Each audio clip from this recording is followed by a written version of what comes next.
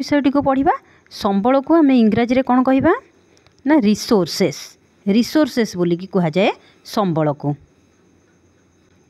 तो किछि पदार्थर आर्थिक मूल्य रही अन्य किछि पदार्थर आर्थिक मूल्य न थाए। तो उदाहरण स्वरूप जमतीक धातव पदार्थर आर्थिक मूल्य रही मात्र गोटे सौंदर्यपूर्ण भूमिर कौन आर्थिक मूल्य ना। मार स्नेह ममता बिना छोट शिशुटीए बंचिबा असंभव से तो मार स्नेहटा हूँ गोटे अमूल्य संपद। तो प्रत्येक व्यक्तिर उत्तम चरित्र मध्य गोटे संबल। तेबे उभय प्रकार संबलर गुरुत्व रही जमती मार स्नेह ममतार गुरुत्व रही आउ उत्तम चरित्रर भी गुरुत्व रही। उभय ही मनुष्यर आवश्यकता को पूरण करिथाय। छोट शिशुटीर आवश्यकता पूरण करिथाय मार स्नेह ममता नहीं कि जड़े व्यक्ति उत्तम चरित्रता पाई आवश्यक होता है। तो केतेक संबल समयर अग्रगति सह आगु आगु समय चली थाए समय परिवर्तनशील ता सहित आर्थिक मूल्ययुक्त हो जाए है माने से संबल गुड़िकर आर्थिक मूल्य रही थाए। जमती कि उदाहरण स्वरूप जेजेमा जड़ीबूटी औषधर एवं कौन बजार मूल्य ना। तेबे एगुड़िक जदि पेटेंट युक्त माने जमती आयुर्वेदिक मेडिसिन बुझेला से भलिया जदि करा जाए ताहले कौन सी मेडिकल फार्म द्वारा बिक्री करा जाए ताहले ताकू आमे कौन कहिबा जे गोटे आर्थिक मूल्य रही। ताहले पेटेंट कौन पेटेंट होची कौन सी गोटे परिकल्पना बा उद्भावन उपरे पूर्ण अधिकार आनिबा को आमे पेटेंट बोलिकी कहिबा। तो देखिए समय आउ प्रजुक्ति विद्या कौन सी गोटे द्रव्य को संबल रे परिणत कर देई पारे। माने समय अनुसार से जिनसटा माने से समय रे संबल भाव में हिसाब करा माने गणा जाऊ नथिबो किंतु समय परिवर्तन हेई गला परे सेटा को आमे संबल बोली कहि थाउ। आ प्रजुक्ति विद्या ये प्रजुक्ति विद्यार भी कौन रही प्रजुक्ति विद्या द्वारा गोटे द्रव्य को आमे कौन करुचे ना संबल रे परिणत कर दे पारुचे। आगु आगु उदाहरण देखि बुझिबा। तो ये समय आ प्रजुक्ति विद्या दुईटी जाक मनुष्यर आवश्यकता सह संपर्कित। समय अनुसार तार आवश्यकता जदि पड़ा ताहले से प्रजुक्ति विद्या व्यवहार करी से जिनसटी को संबल रे परिणत कला। तो लोक माने निजे ही सबुठारु गुरुत्वपूर्ण संबल कहीं जदि प्रश्न करा जाए लोक माने कहीं संबल कारण सेमानकर परिकल्पना ज्ञान आविष्कार उद्भावन एगुड़ा ही नूतन संबल सृष्टि रे सहायक होता है। अर्थात से माने ही भिन्न भिन्न प्रकारर परिकल्पना करी ज्ञान आविष्कार उद्भावन ये सब करके गोटे नूतन संबल सृष्टि करि थांती। जेमिति कि आमर पुष्पक विमान थिला आमे जानिचे रावणर थिला कौन पुष्पक विमान लोक माने परिकल्पना कले एवं सेही भलिया कौन ना एरोप्लेन कर देई पारिले एही भली भी कर देई पारे आमे महाशून्य को भी जाई पारुचे नहीं कि गोटे जानी थाओ जे प्रत्येक जेते सब आमे आविष्कार और उद्भावन करूचे तार अनेक कारण रही थाए।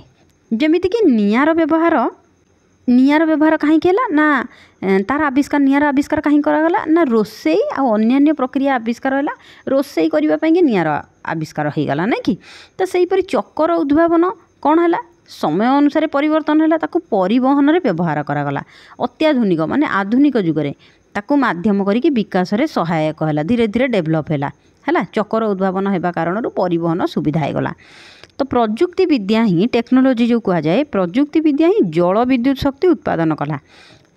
आमे जानिचे जल विद्युत आमर दुई प्रकार उत्पादन होता है गोटे है जलरू हाइड्रो इलेक्ट्रिसिटी आ गोटे थर्माल पावर जोटा कि कोयला को जालिकी आमर विद्युत शक्ति उत्पादन करा जाय थाए। तो ये प्रजुक्ति विद्या ही जल विद्युत शक्ति उत्पादन माध्यम जल स्रोत जल जो जाउथबो तार जो स्रोत से शक्ति को गोटे गुरुत्वपूर्ण संबल रे परिणत करि पारला नहीं कि ता द्वारा जो जलर स्रोतरू आमे कौन पाई पारिले इलेक्ट्रिसिटी पाई पारिले बा विद्युत पाई पारिले। प्रजुक्ति विद्या कौन तो सद्यतम ज्ञान कौशल गोटे तार व्यवहार रे काम करिबा बा जिनिस प्रस्तुत करने को बुझाई थाए।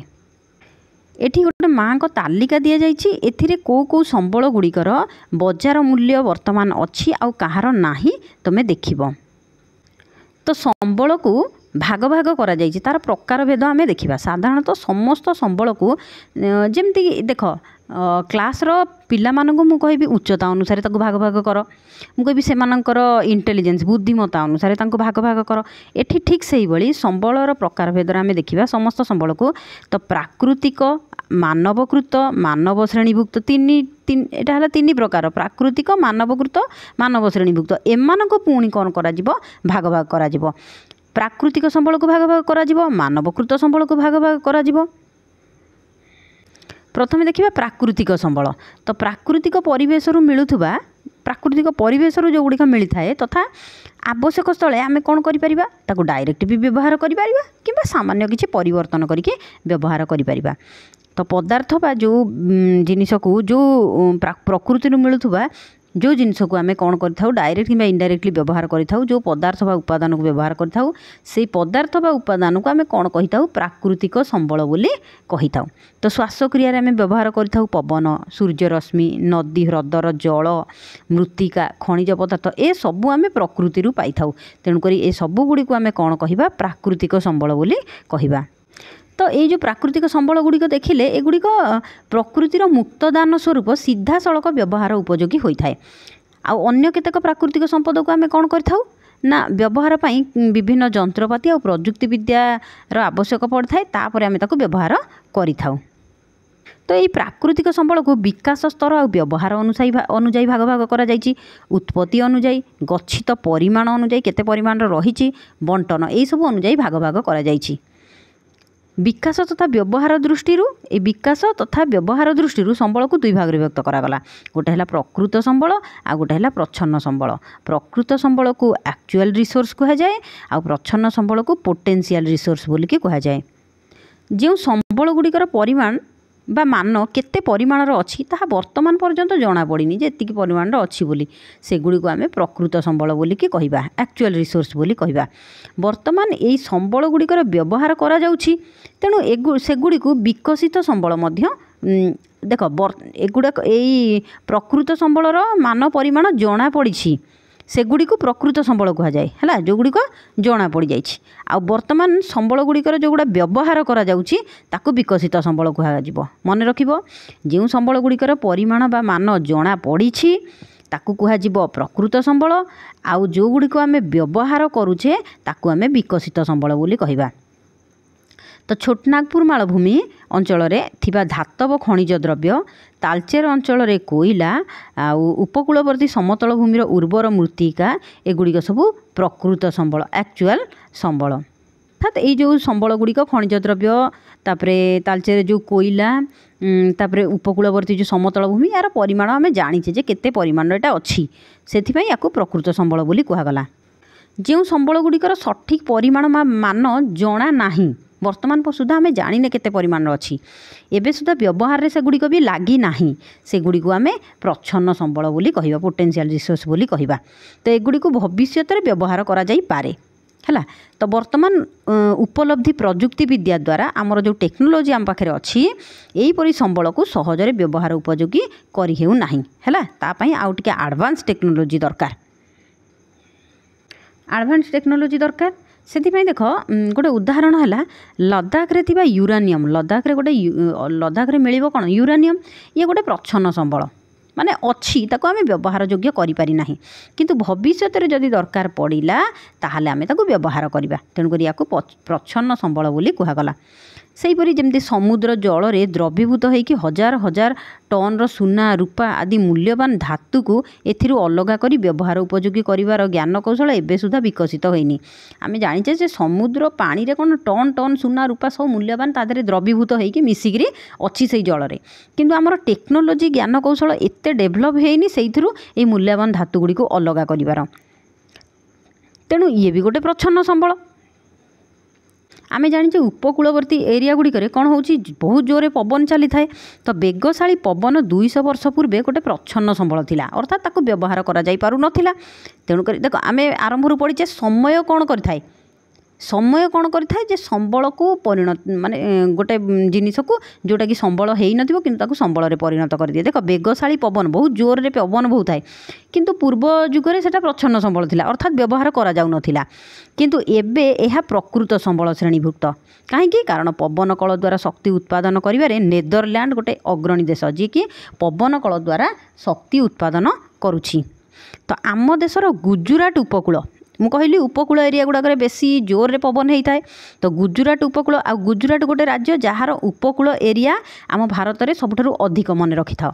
ତ ତାମିଲନାଡ଼ୁର ନାଗରକୋଏଲରେ ମଧ୍ୟ ପବନ କଳ ସାହାଯ୍ୟରେ ଅଳ୍ପ ପରିମାଣର ବିଦ୍ୟୁତ୍ ଶକ୍ତି ଉତ୍ପାଦନ କରାଯାଉଛି। ତାହେଲେ ପବନ ଶକ୍ତି ଉତ୍ପାଦନରେ କେଉଁ ଦେଶ ଆଗରେ ଅଛି? ନେଦରଲ୍ୟାଣ୍ଡ, ଆମ ଦେଶର ଗୁଜୁରାଟ ଉପକୂଳରେ ଆଉ ତାମିଲନାଡ଼ୁ ଉପକୂଳରେ ଆମର ପବନ ଏଇ ଯେଉଁ ବେଗଶାଳୀ ପବନକୁ ବ୍ୟବହାର କରାଯାଉଛି। ଆଉ ମନେ ରଖ ତାମିଲନାଡ଼ୁର ନାଗରକୋଏଲରେ ଏ ପବନ କଳ ଅଛି ଯାହାଦ୍ୱାରା ଆମେ ବିଦ୍ୟୁତ୍ ଶକ୍ତି ପାଇପାରୁଛୁ। ତ ଆମେ ବିକାଶ ସ୍ତର ଅନୁସାରେ ଦେଖିଲେ ପ୍ରକୃତ ସମ୍ବଳ, ପ୍ରଚ୍ଛନ୍ନ ସମ୍ବଳ। ବର୍ତ୍ତମାନ ଦେଖିବା ଉତ୍ପତ୍ତି ଦୃଷ୍ଟିରୁ ଆମର ଏଇ ପ୍ରାକୃତିକ ସମ୍ବଳକୁ ଅଜୈବ ସମ୍ବଳ ଆଉ ଜୈବ ସମ୍ବଳ ଦୁଇ ଶ୍ରେଣୀରେ ବିଭକ୍ତ କରାଗଲା। କ'ଣ କ'ଣ? ଅଜୈବ ସମ୍ବଳ ଆଉ ଜୈବ ସମ୍ବଳ। କେଉଁ ଦୃଷ୍ଟିରୁ? ନା ଉତ୍ପତ୍ତି ଦୃଷ୍ଟିରୁ। ଅଜୈବକୁ ଆବାୟୋଟିକ୍ ଆଉ ଜୈବକୁ ବାୟୋଟିକ୍ ବୋଲିକି କୁହାଯାଏ। ତ ଅଜୈବ ସମ୍ବଳ କେଉଁଗୁଡ଼ିକ? ଅଜୈବ ଅର୍ଥାତ୍ ଯେଉଁଗୁଡ଼ିକ ନିର୍ଜୀବ, ମାତ୍ର ଜୈବ ସମ୍ବଳ ହେଲା କ'ଣ? ସଜୀବ। ଯେମିତି ଅଜୈବ ସମ୍ବଳ ଶିଳା, ମୃତ୍ତିକା, ଖଣିଜ ଦ୍ରବ୍ୟ, ଜଳ, ବାୟୁ ଏଗୁଡ଼ିକର ଜୀବନ ବିହୀନ ଅର୍ଥାତ୍ ଜୀବନ ନାହିଁ, ତେଣୁକରି ଏଗୁଡ଼ିକ କ'ଣ? ଅଜୈବ ସମ୍ବଳ। ମାତ୍ର ସମସ୍ତ ପ୍ରାଣୀ ଆଉ ଉଦ୍ଭିଦ ଇଏ ହେଲା ଜୈବ ସମ୍ବଳ। ତ ସମସ୍ତ ପ୍ରାକୃତିକ ସମ୍ବଳକୁ ଭରଣ ଦୃଷ୍ଟିରୁ, କେଉଁ ଦୃଷ୍ଟିରୁ? ଭରଣ ଦୃଷ୍ଟିରୁ ସାଧାରଣତଃ ଦୁଇ ଭାଗରେ ପୁଣି ବିଭକ୍ତ କରାଗଲା। ନବୀକରଣ ଯୋଗ୍ୟ ରିନ୍ୟୁଏବୁଲ୍ ଆଉ ନବୀକରଣ ଅଯୋଗ୍ୟ ସମ୍ବଳ ନନ୍ ରିନ୍ୟୁଏବୁଲ୍। ତ ଏହିପରି ଦୁଇଟି ଶ୍ରେଣୀରେ ବିଭକ୍ତ କରାଗଲା। କେଉଁ ଅନୁଯାୟୀ? ନା ଭରଣ ଅନୁଯାୟୀ।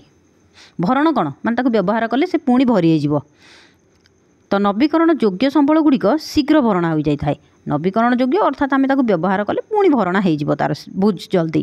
ଏଗୁଡ଼ିକ ବ୍ୟବହାର ସତ୍ତ୍ୱେ ପୁନର୍ବାର ପୂରଣ କରିବା କଷ୍ଟ ହୁଏନି, ଅର୍ଥାତ୍ ତାକୁ ରିନ୍ୟୁଏବୁଲ୍ ଯେଉଁଗୁଡ଼ିକ ସେଗୁଡ଼ିକ କ'ଣ? ଆମେ ବ୍ୟବହାର କରିସାରିଲା ପରେ ସେ ପୁଣି ଆଉଥରେ ଭରଣା ହେଇଯାଏ ତାର।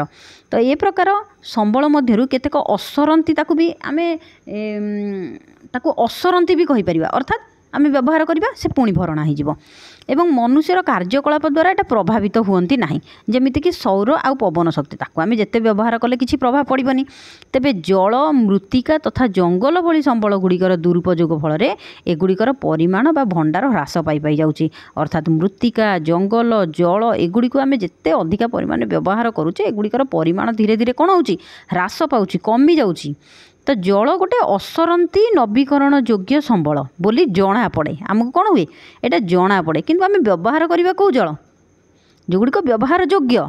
ତ ସେଇଭଳି ଜଳର ଅଭାବ ରହିଛି। କାହିଁ ଜଳର ଅଭାବ ଦେଖାଯିବାର କାହିଁକି କୁହାଯାଉଛି? ନା ପୃଥିବୀର ବିଭିନ୍ନ ପ୍ରାନ୍ତରେ ଆମେ ଦେଖିବା ସବୁ ଏରିଆରେ ଜଳର ପରିମାଣ ଆମକୁ ସଠିକ୍ ଭାବରେ ମିଳିପାରେ ନାହିଁ।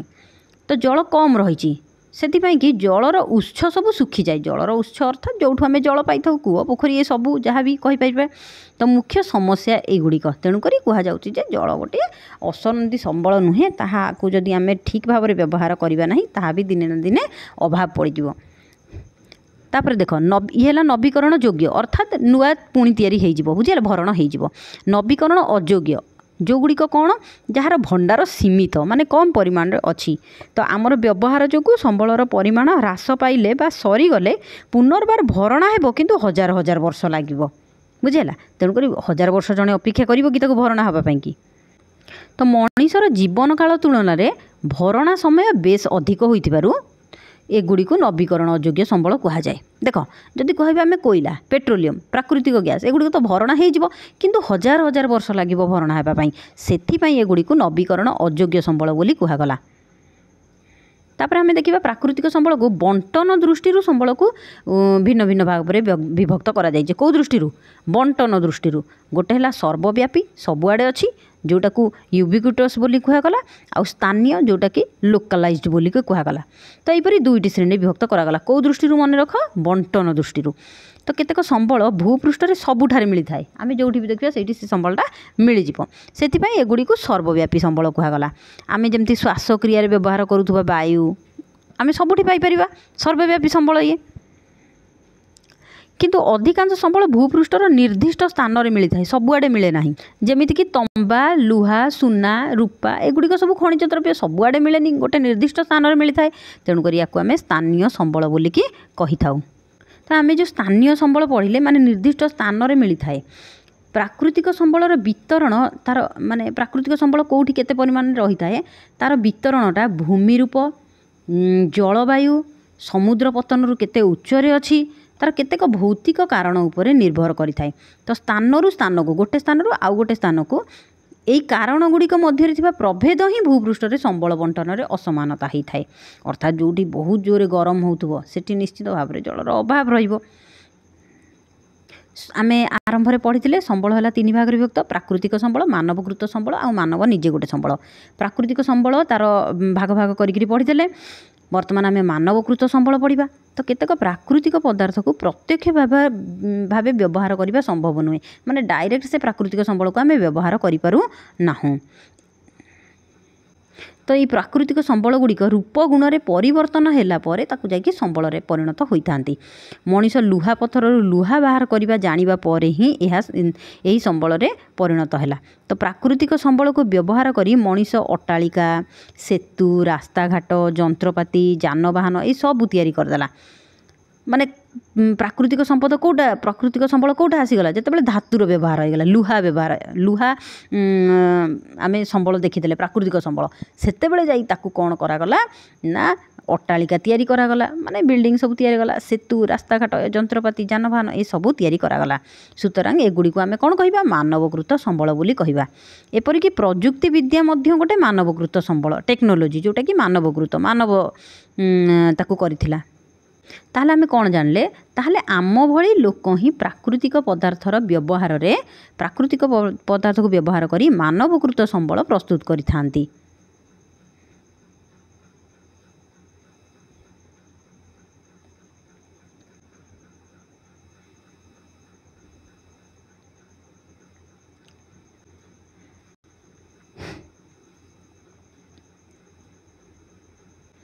ତ ତୁମେ ଜାଣିଛ କି ମାନବ ସମ୍ବଳ କହିଲେ କ'ଣ?